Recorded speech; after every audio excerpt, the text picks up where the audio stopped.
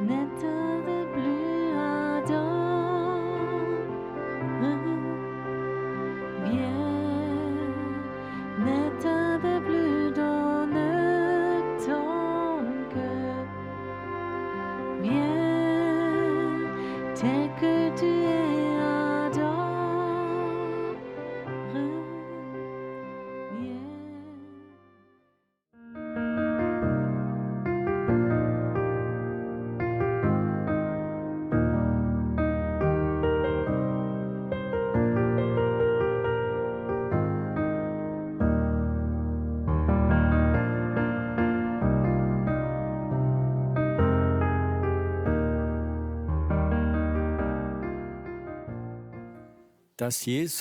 Que Jésus est Seigneur, mais il y a un étage plus haut, que Jésus-Christ est mon Seigneur.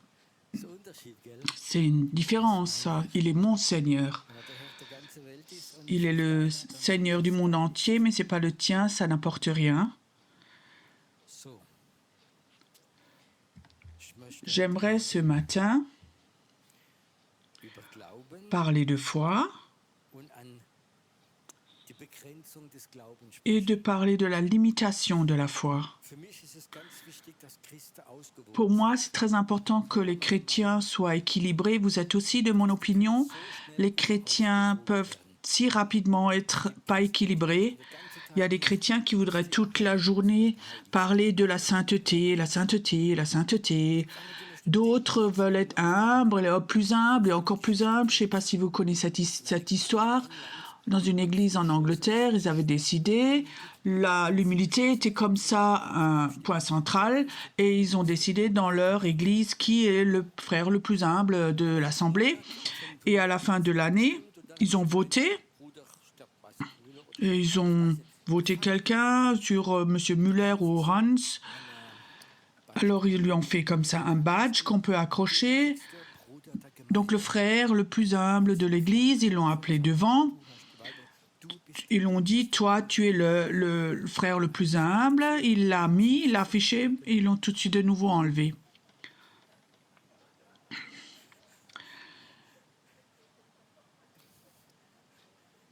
Ça, c'est de la religiosité sans limite. Oui, quand on met ça, on n'est plus humble. Il faut montrer qu'on est humble, alors on n'est plus humble. Il y a beaucoup de choses. Une chose qui me donne à réfléchir, c'est la foi est importante. Il y a la foi proclamée, c'est quelque chose de tellement important. Et il y a des personnes, ils croient, proclament, qui vont recevoir ce qu'ils proclament. Et là aussi, il y a des limites.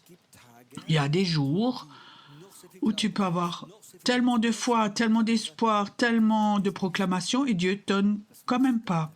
Qu'est-ce que tu fais alors ? Si tu es tellement sûr, tu as tellement proclamé, et les autres ont même entendu, et Dieu ne te le donne pas, tout s'effondre. Je connais des personnes, ils ont perdu leur foi à cause de cela. Ils étaient tellement sûrs, et celui-là ne va pas mourir, celui-là ne va pas se passer, je vais gagner mon procès, j'ai proclamé, et alors, clac, tu perds le procès ou la personne meurt. Qu'est-ce que tu fais après avec cela ? Il y a un verset biblique, c'est une réponse. Toutes choses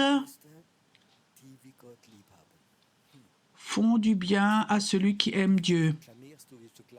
Toi qui es une personne de foi, est-ce que tu aimes Dieu ? Pour avoir la foi ou proclamer, tu n'as pas besoin d'aimer Dieu, il faut juste faire. Mais il y a des moments où Dieu t'emmène à un point. J'aimerais parler de ce point.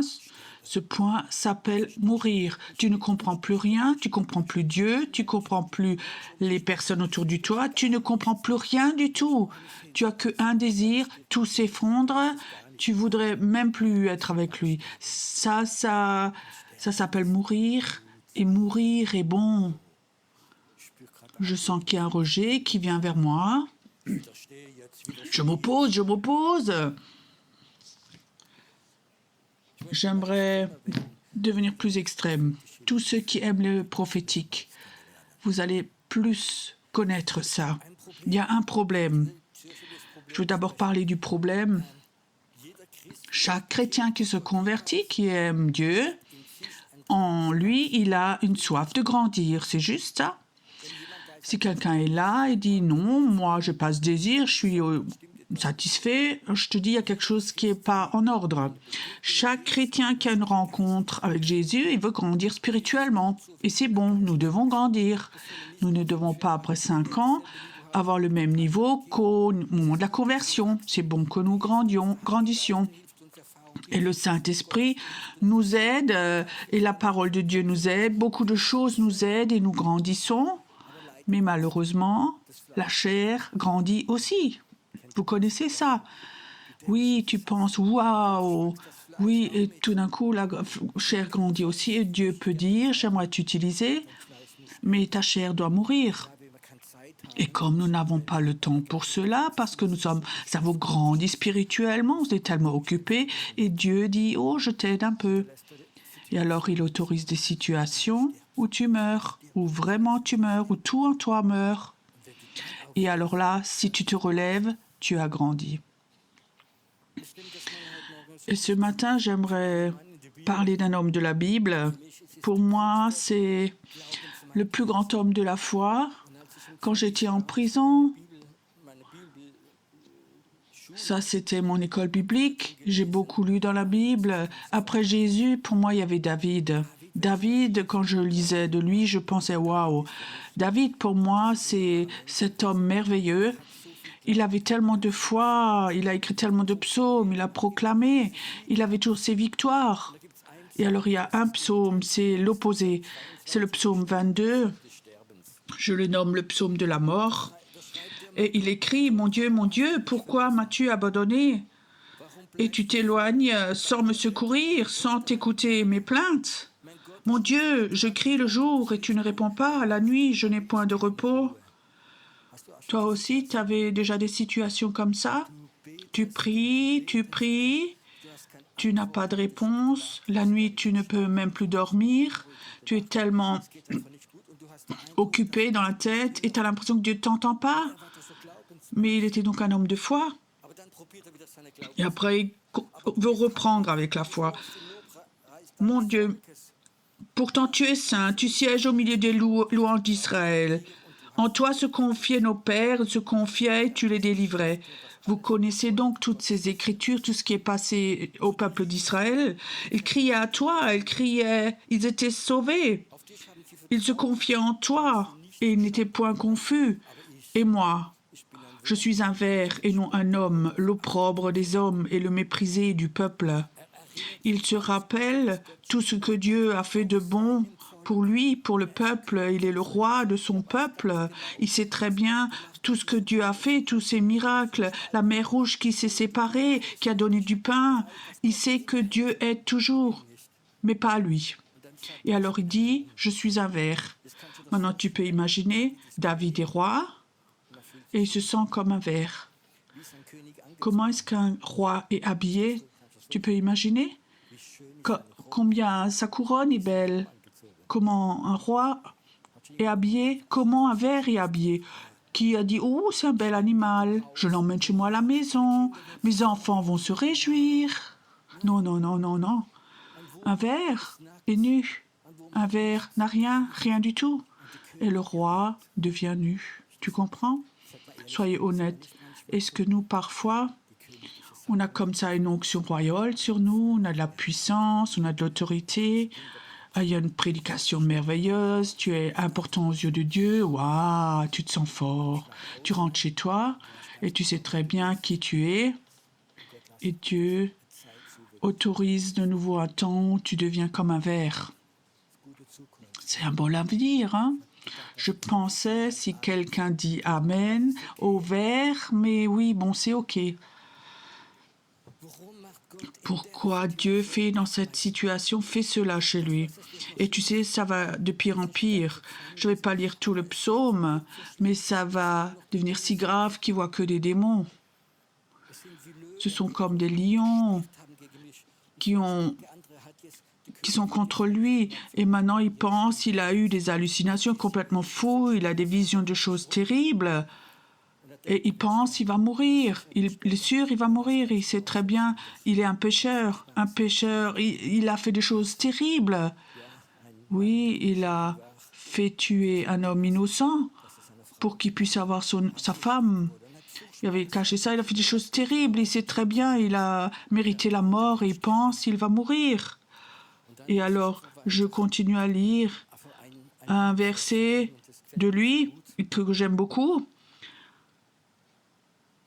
Sauve-moi de la gorge du lion et des chiens. Tout d'un coup, il dit, oui, tu m'as entendu, et sauvé entre les cornes du buffle. Qu'est-ce qui s'est passé? Si tu connais l'Ancien Testament, tu sais que dans le temple, il y a des cornes du buffle. Et si quelqu'un a tué quelqu'un dans l'Ancien Testament, il fallait que toi, celui qui a tué ta famille, tu as le droit de tuer. C'était la loi. Et chacun qui l'avait trouvé pouvait le tuer. Il pensait, lui, le criminel, le meurtrier, s'échappait et allait dans le temple. Entre eux, il avait touché les cornes de la grâce. On n'avait plus le droit de le tuer. Je crois que certains ont couru. Les cornes de la grâce. Et Dieu sait, il va mourir, mais il avait une vision de Jésus à la croix. Mais il ne sait pas que c'est Jésus. Il pense que lui va mourir. Et alors il va vers ces cornes de la grâce. Et alors il reçoit quelque chose, une vision. Non, pas moi, je dois mourir, mais Jésus va mourir. C'est le Messie.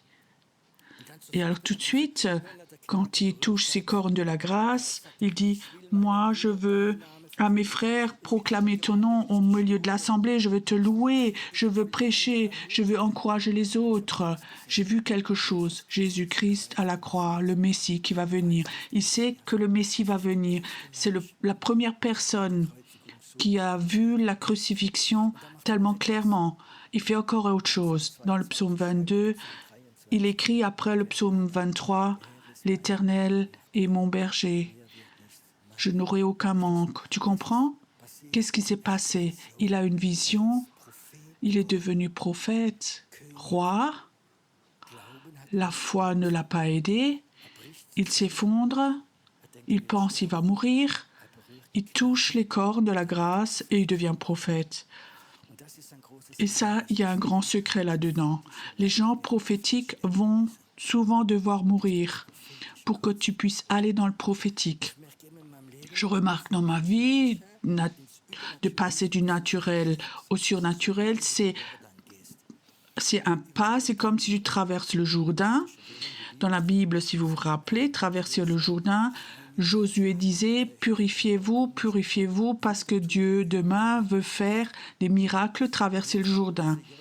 Et quand on traverse parfois le Jourdain, quand on va aller dans un autre niveau, dans le prophétique, et tu n'as pas le temps de te purifier toi-même, et t'aide comme ça avec des situations où tu meurs. Je sais, mourir, c'est quelque chose de terrible. Je me réjouis jamais, mais Dieu a tellement de manières. Et je sais, je vais encore devoir mourir dans ma vie. Et parfois, c'est des choses qui sont presque quotidiennes. Tout au début, je vous raconte des exemples un peu faciles. Quand j'ai commencé mon ministère au début, j'étais pas encore pasteur, j'étais évangéliste, je prêchais dans les chapiteaux des hommes d'affaires. Et quand je travaillais aussi dans les chapiteaux, je connaissais ces soirées, c'était important que les gens qui viennent, ils apprennent à connaître le surnaturel. Je demandais toujours, Dieu, quand je commence, avant que je commence de donner mon témoignage, j'aimerais avoir des paroles de connaissance, de délivrance, pour que les gens puissent ouvrir leur cœur, pour qu'ils croient. Et je sais encore, quand je prenais le micro, j'étais dans la prière et je disais, Dieu, montre-moi 2-3 jours. Et Dieu m'a montré 2-3 choses. Là, il y a quelqu'un, et là, il y a quelqu'un. Alors, j'ai prié. Et alors, je remarquais comme l'atmosphère change et ceux qui étaient sceptiques écoutent. Je me rappelle, une fois, j'étais dans un chapiteau des hommes d'affaires. J'avais mon épouse avec. J'avais une parole. Il y a une femme qui a des problèmes de bavant. Qui est cette femme? Une femme est venue devant. C'est une femme à peu près de cinquantaine, bien habillée, bien soignée, avec son sac à main. Elle vient devant.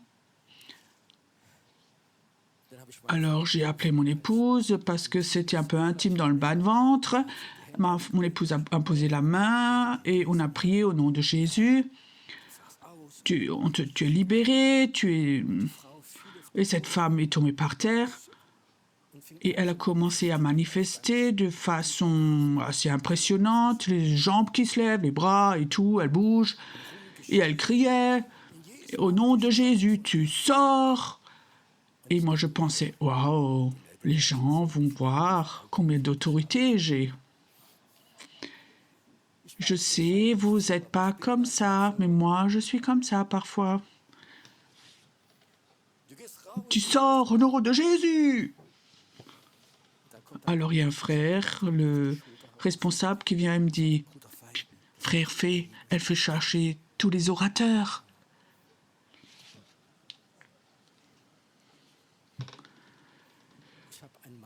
Je cherchais un trou de souris. Seigneur, est-ce que tu peux me chercher? Situation un peu délicate. C'est très délicate. Mais Dieu est bon. Tu comprends? J'ai appris comme ça. Il y a comme ça des situations où je peux me rappeler aussi. À la maison, j'avais commencé un groupe de maison avec un autre frère.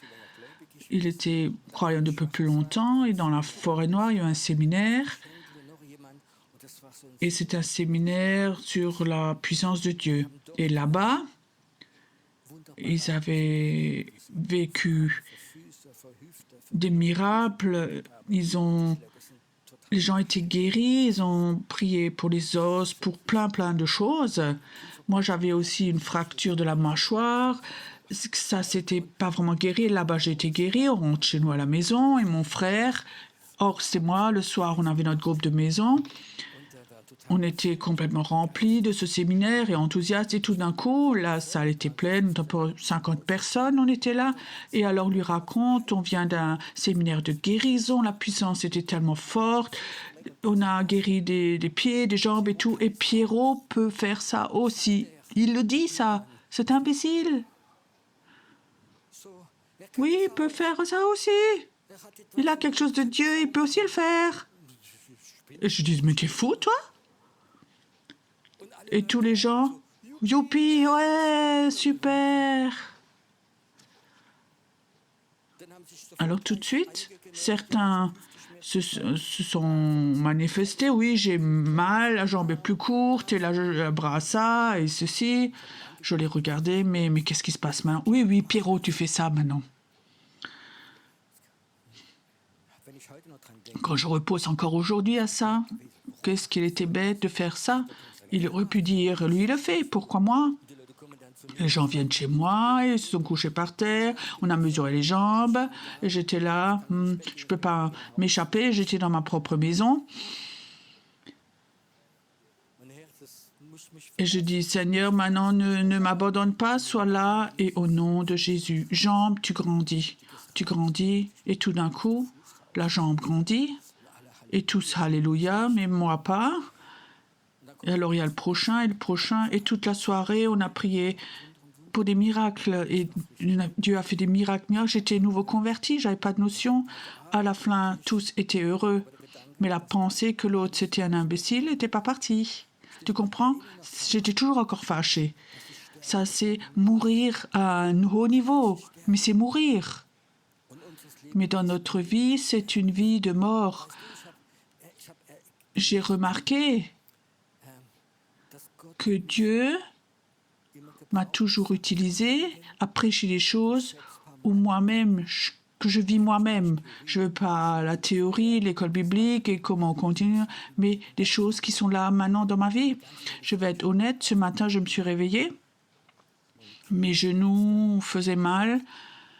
J'avais pas envie de me lever. J'avais juste une pensée. Appelle Martin. S'il peut pas te remplacer, j'avais pas envie du tout. Alors j'étais dans la chambre.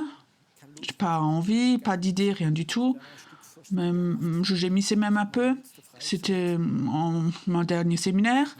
Et alors la parole venait du moment de prière de ce Dieu saint. Et j'étais assis là sur mon lit. Ton nom soit sanctifié. Et la gloire de Dieu est venue. Toute ma chambre était remplie de la gloire de Dieu quand j'étais là aussi après. Et alors, là, attends-toi à ce Dieu saint. Et tout d'un coup, tu sens, tu vois comme au sol, ceux qui s'attendent au Seigneur, ils vont être comme des aigles.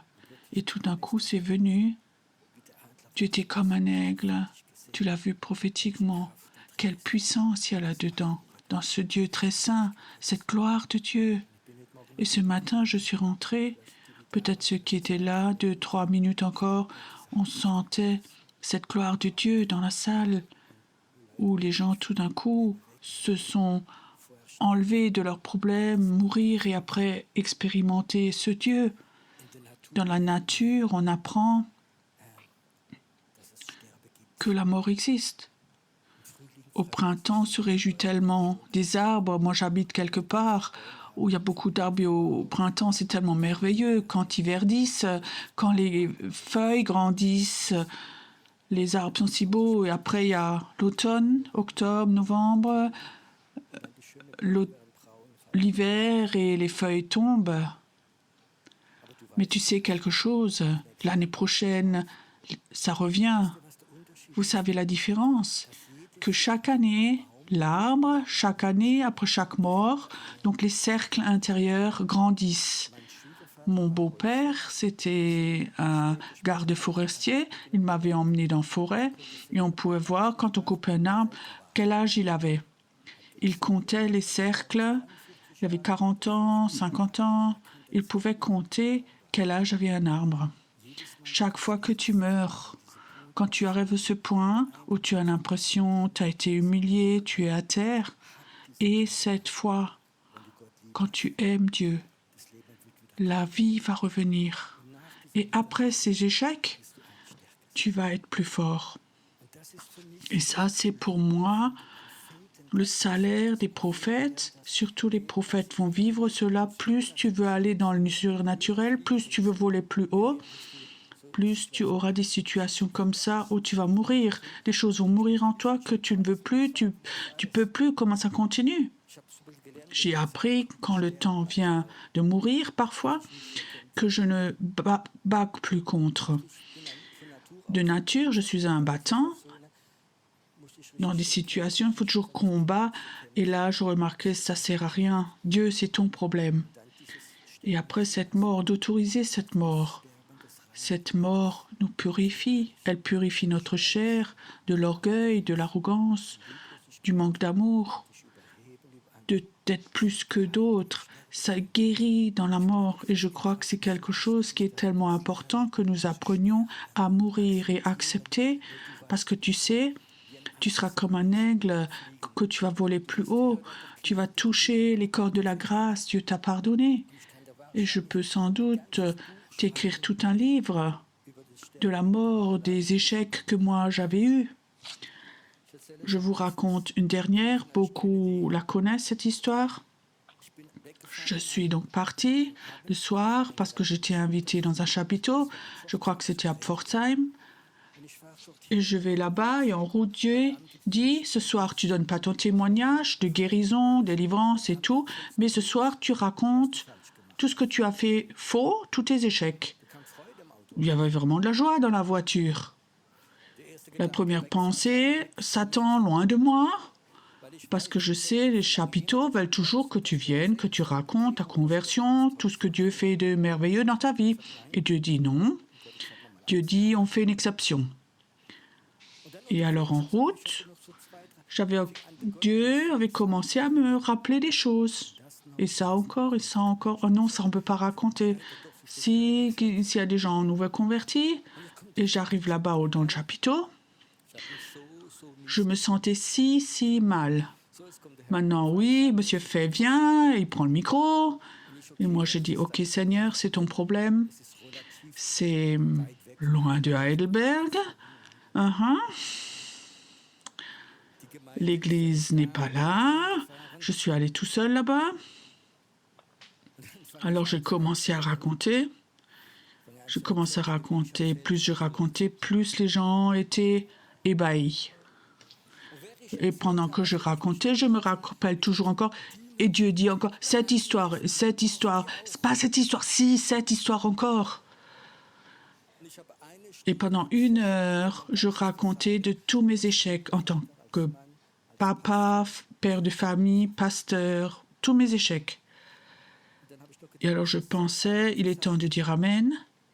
Là, il y a une sortie de secours. Je m'en vais et je pense que tout le monde m'aura oublié. Et je disais Amen. Et le Seigneur dit prie encore. Et je commençais à prier. Alors j'ai vécu quelque chose que j'ai jamais vécu. 80% de la salle était par terre et pleurait. Tu comprends?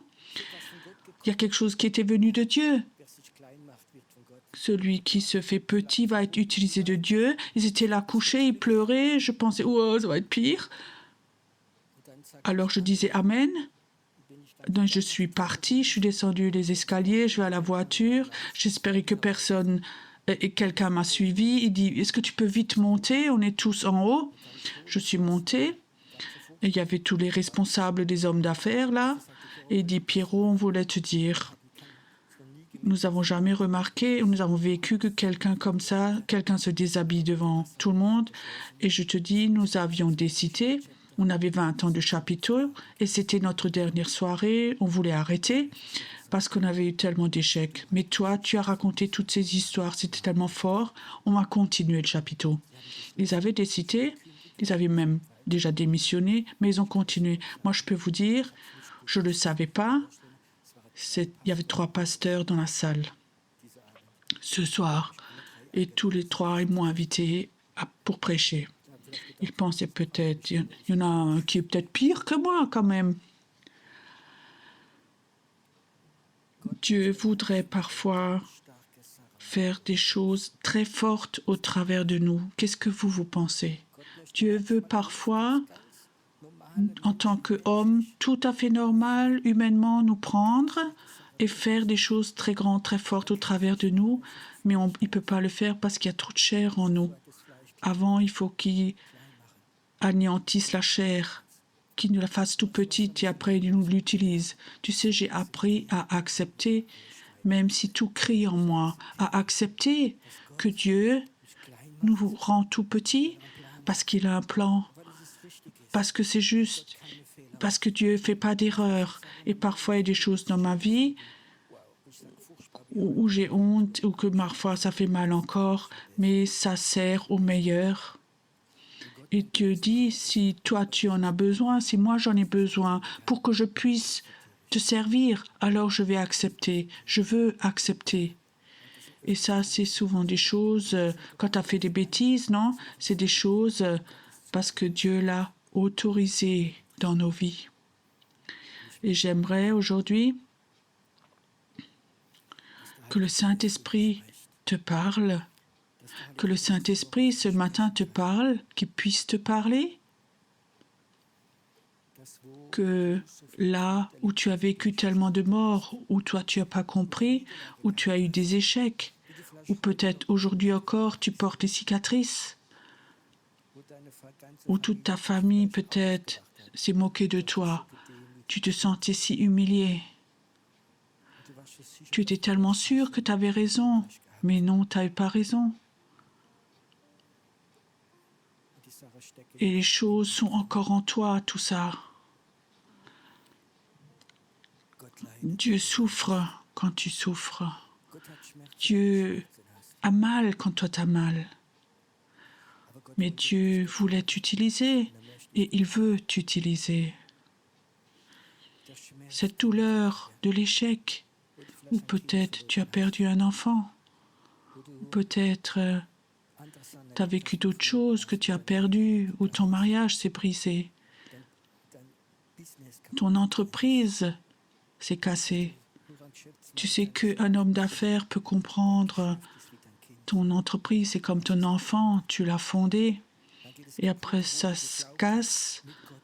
Avec Dieu, il y aura plus de rendement, et maintenant ton entreprise a fait faillite. Peut-être que Dieu veut t'utiliser.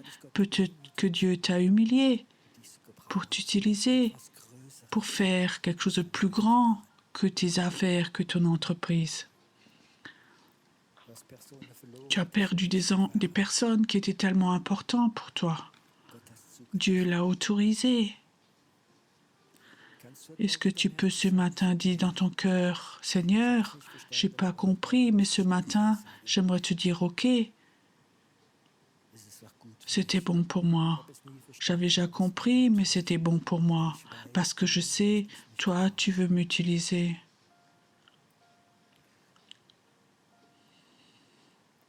Ce matin, laisse le Saint-Esprit te rappeler des situations de ta vie qui ont fait mal, des situations que tu as refoulées et qui font toujours mal. Même si c'est là, c'est en toi toujours. Tu as même le droit ce matin de donner cette douleur à Dieu. Tu sais, des choses que nous n'avons pas digérées, ou nous n'avons pas dit oui, elles restent en nous, dans nos os, jusque dans nos os, et ça nous freine. Reçois simplement. Où ces manques sont en toi, ces échecs, où tu peux dire, malgré tout, je reste debout. Et Dieu, je veux te servir. Ça coûte, peu importe ce que ça coûte, je veux te servir, Seigneur.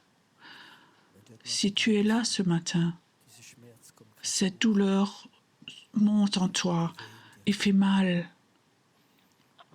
Tu as le droit de venir devant, t'agenouiller, nous allons prier pour toi. Que la guérison se passe et que le prophétique recommence dans ta vie de façon toute nouvelle. Viens simplement, le temps est là. C'est entre toi et Dieu.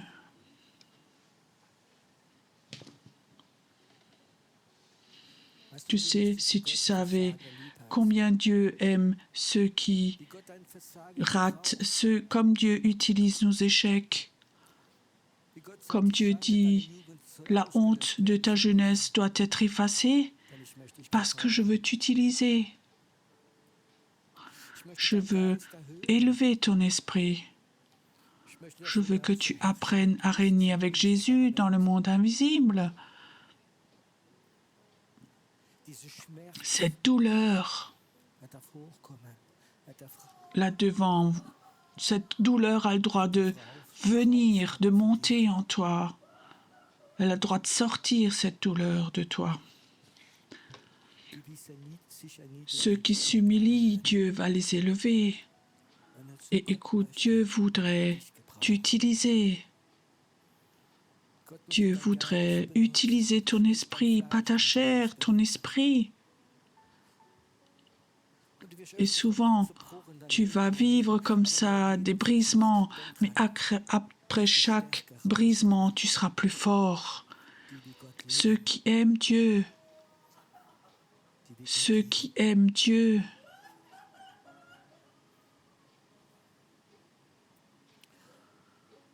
Père, tout échec, toute douleur à cause de l'échec doit s'en aller.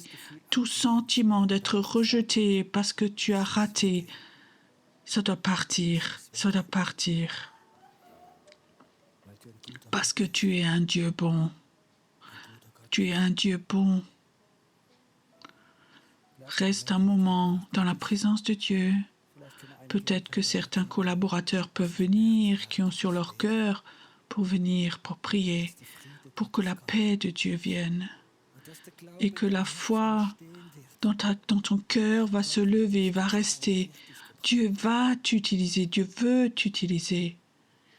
Et l'échec est qu'une préparation de Dieu pour toi.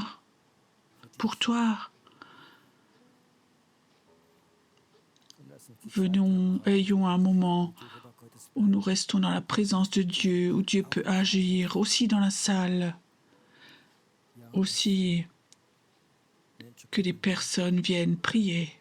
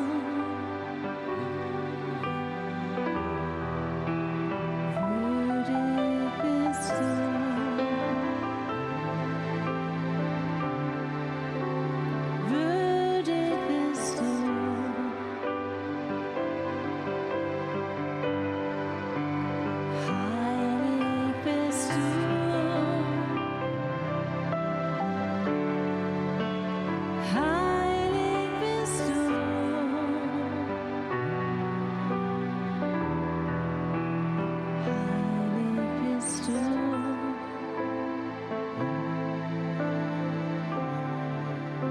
Herr Zebaoth.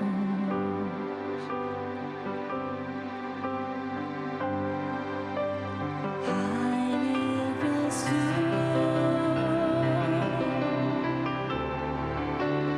Heilig bist du. Heilig bist du.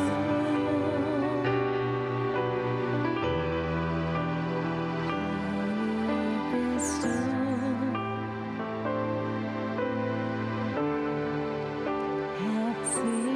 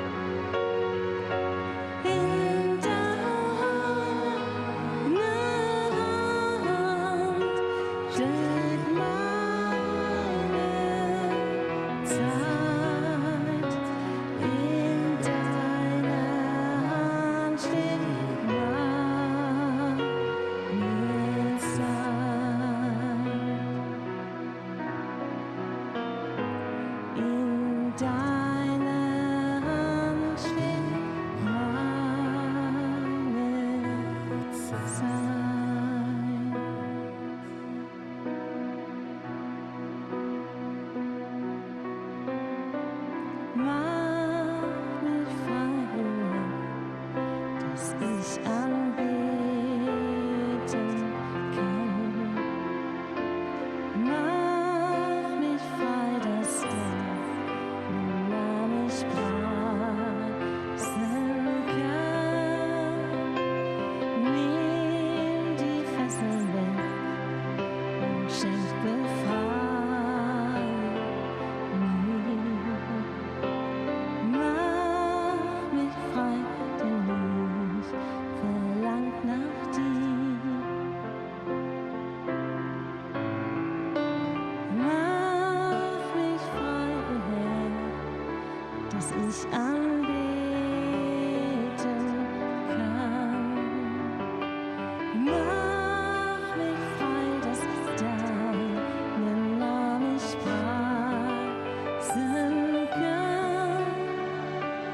Nimm die Fesseln weg und schenk Befreiung mir.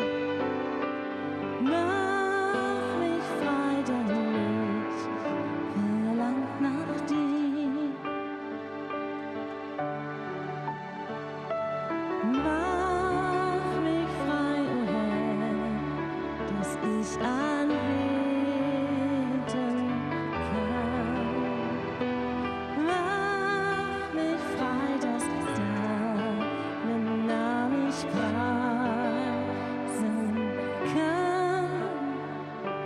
Nimm die Fesseln weg und schenk Befreiung mir. Mach mich frei, denn ich verlangt nach dir. Mach mich frei, o Herr, dass ich anbeten kann. Mach mich frei, dass deinen Namen ich preisen kann. Nimm die Fesseln weg und schenk Befreiung mir. Mach mich frei, denn ich verlangt nach dir.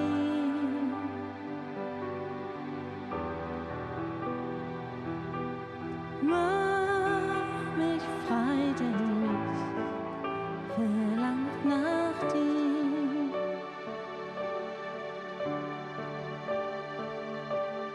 Mach mich frei, denn ich verlangt nach dir.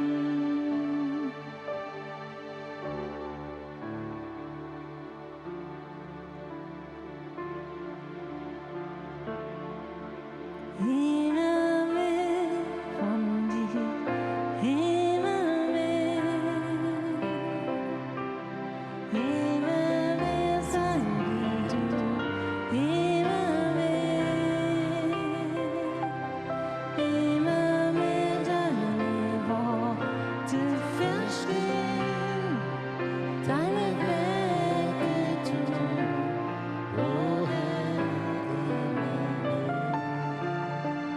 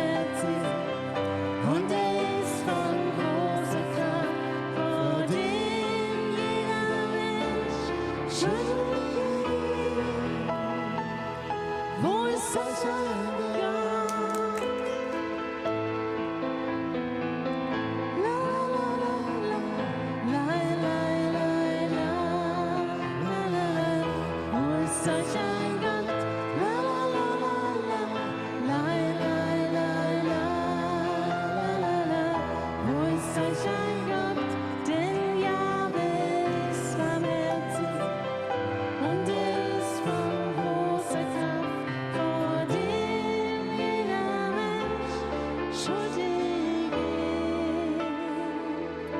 Muss Sonnenschein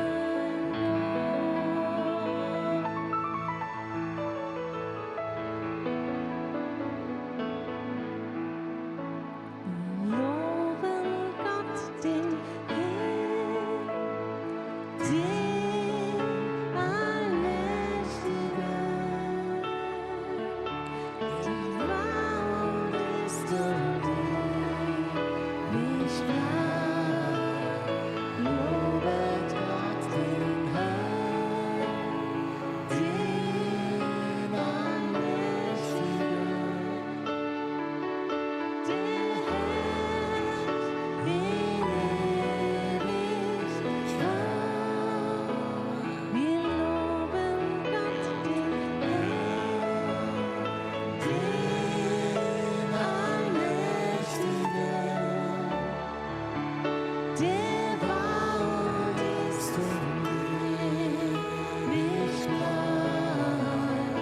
Lobet Gott den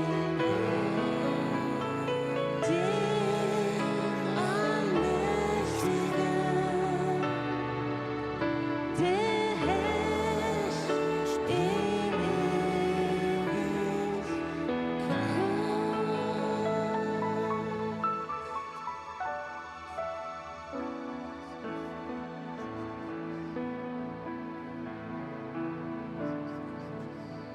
Wollen wir noch eine Zugabe machen?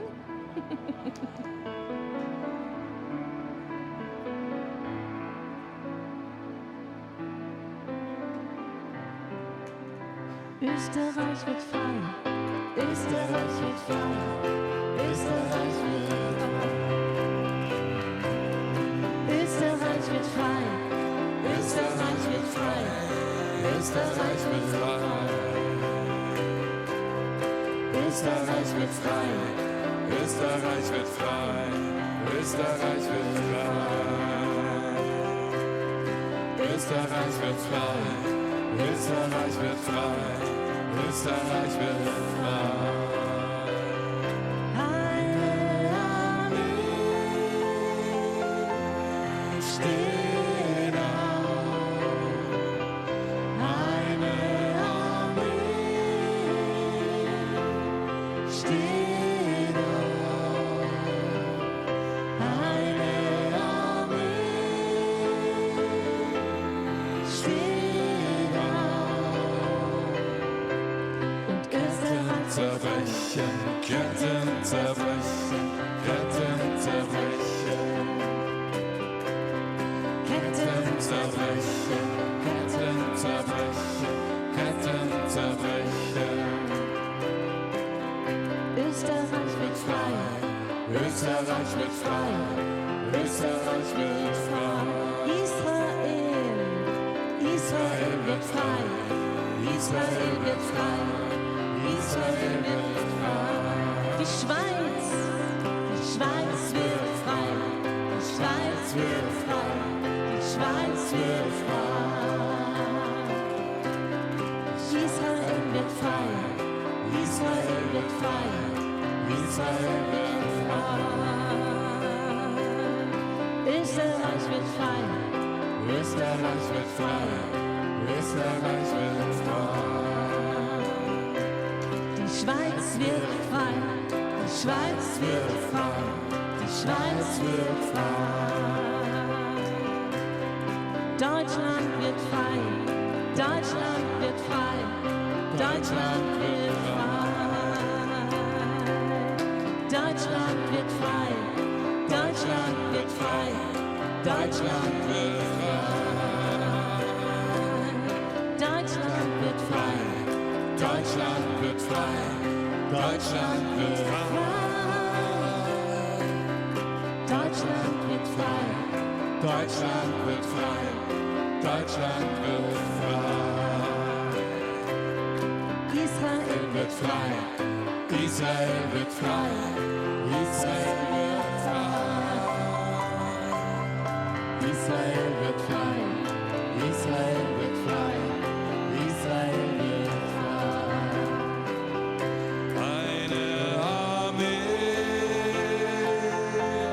steht auf, eine Armee steht auf, eine Armee steht auf. Ketten zerbrechen, Ketten zerbrechen, Ketten zerbrechen. Ketten zerbrechen, Ketten zerbrechen, Ketten zerbrechen. Flüche zerbrechen, Flüche zerbrechen, Flüche zerbrechen. Flüche zerbrechen, Flüche zerbrechen, Flüche zerbrechen. Eine Armee steht auf, eine Armee steht auf, deine Armee steht auf. Ketten zerbrechen, Ketten zerbrechen, Ketten zerbrechen. Ketten zerbrechen, Ketten zerbrechen, Ketten zerbrechen. Länder werden befreit, Länder werden befreit, Länder werden befreit, Länder werden befreit. Länder werden befreit, Länder werden befreit, Länder werden befreit. Mauern stürzen ein, Mauern stürzen ein, Mauern stürzen ein, Mauern stürzen ein. Mauern stürzen ein, Mauern stürzen ein, Mauern stürzen ein. Österreich wird frei, Österreich wird frei, Österreich wird frei, Österreich wird frei. Österreich wird frei, Österreich wird frei, Österreich wird frei. Und Österreich steht auf, und Österreich steht auf, Österreich steht auf, Österreich steht auf. Deine Armee steht auf, deine Armee steht auf, deine Armee steht auf. Ketten zerbrechen, Ketten zerbrechen, Ketten zerbrechen. Ketten zerbrechen, Ketten zerbrechen, Ketten zerbrechen. Und Jesus geht voran, Jesus geht voran, Jesus geht voran, Jesus geht voran. Jesus geht voran, Jesus geht voran, Jesus geht voran. Unser Kriegsherr steht auf, Kriegsherr steht auf, Kriegsherr steht auf. Unser Kriegsherr steht auf, unser Kriegsherr steht auf, Kriegsherr steht auf. Unser Kriegsherr steht auf, unser Kriegsherr steht auf, unser Kriegsherr steht auf. Kriegsherr steht auf, unser Kriegsherr steht auf, unser Kriegsherr steht auf. Deine Armee Steht auf, Jesus, deine Armee deine Armee steht auf, deine Armee steht auf. Österreich ist frei, Österreich ist frei, Österreich ist frei.